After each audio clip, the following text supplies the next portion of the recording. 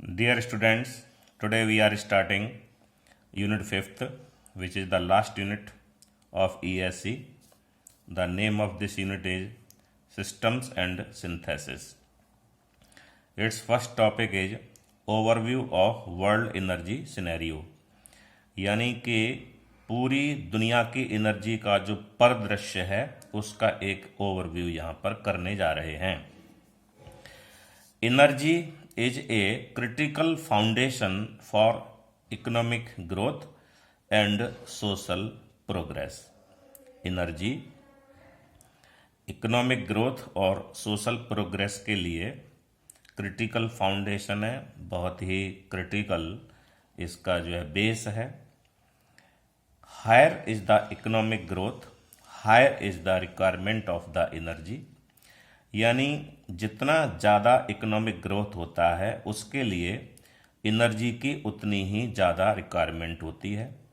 Since fossil fuels are limited and create pollution in the environment, it is necessary to find the alternate so to protect our environment along with economic development. चूँकि fossil fuel बहुत ही सीमित हैं और हमारे environment को pollute भी करते हैं, यानी प्रदूषण फैलाते हैं, इसलिए यह आवश्यक है कि हम एक ऐसा अल्टरनेट सोचें जो कि फॉसिल फ्यूल का अल्टरनेट हो और हम अपने एनवायरनमेंट को इकोनॉमिक डेवलपमेंट के साथ साथ प्रोटेक्ट भी कर सकें।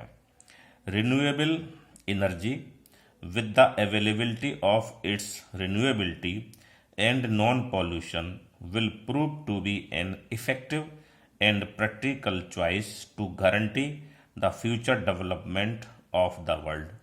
और इसके लिए हमारे पास अल्टरनेट है रिन्यूएबल एनर्जी, जो कि अपनी रिन्यूएबिलिटी एबिलिटी के साथ और नॉन पॉल्यूशन के साथ में ये बहुत ही प्रैक्टिकल चॉइस है जो ये गारंटी दे सकती है कि हमारे वर्ल्ड का फ्यूचर डेवलपमेंट हो सकता है, उसको लेते हुए।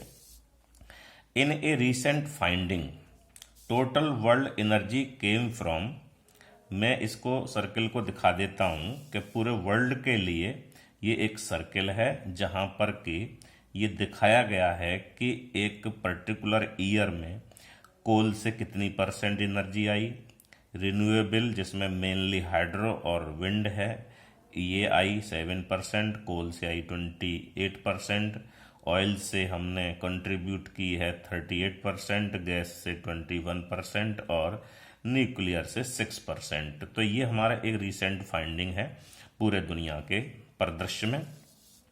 In a recent finding total world energy came from 38% oil, 28% coal, 21% gas, 7% renewable mainly hydro and wind and 6% nuclear.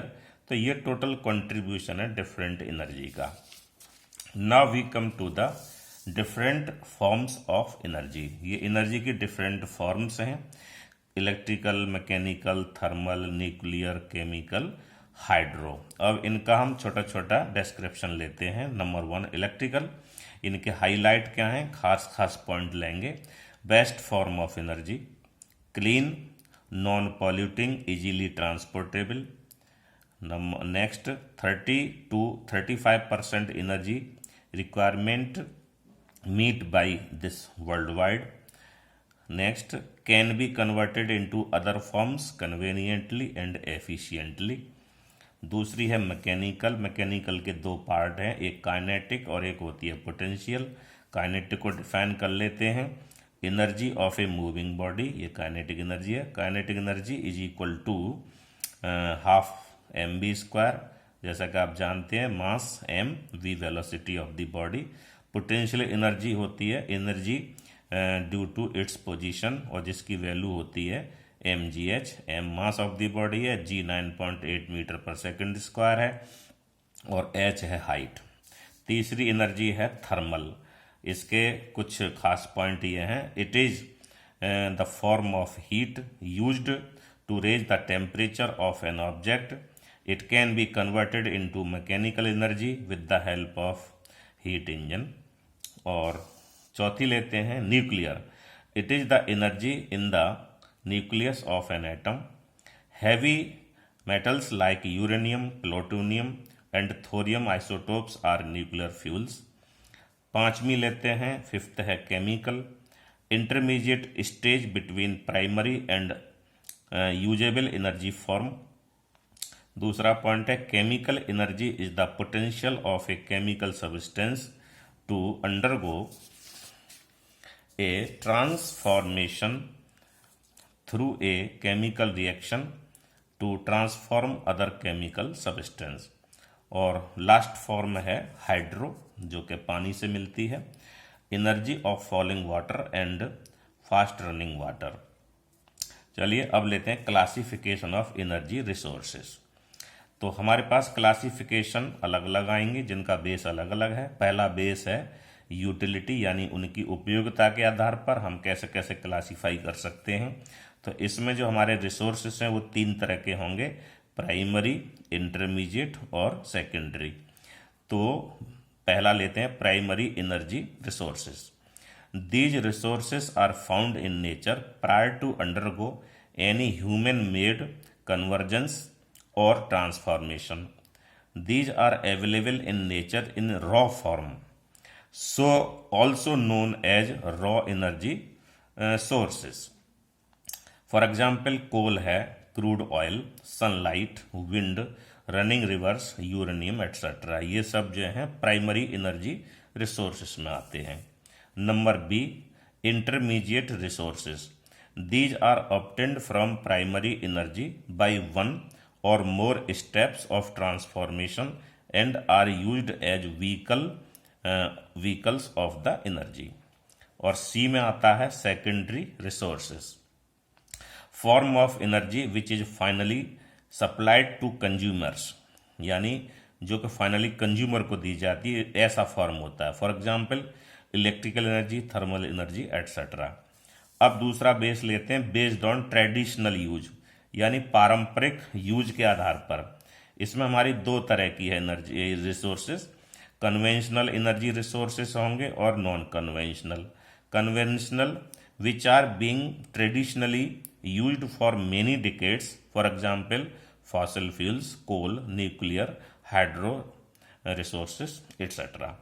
और नॉन कन्वेंशनल एनर्जी रिसोर्सेस में आएगा which are considered for large scale use after oil crisis in 1973। और हमारा third base है last, based on long term availability. इसके base पर देखा जाए तो हमारे ये रिसोर्सेस दो तरह के होंगे। पहला होता है नॉन रिन्यूएबल रिसोर्सेस, जो कि ए है, which are finite and do not get replenished, यानी कि renewed after their consumption. For example fossil fuel, uranium etcetera, तो हम इनको रिन्यू नहीं कर सकते हैं। और बी है इसका रिन्यूएबल रिसोर्सेज, यानी कि इन्हें हम रिन्यू कर सकते हैं कुछ समय बाद में, या नेचुरली ये रिन्यू हो जाते हैं, which is renewed by nature again and their supply is not affected by the rate of their consumption. For example, solar, wind, biomass, etc. So this is all about the overview of world energy scenario. Thank you so much.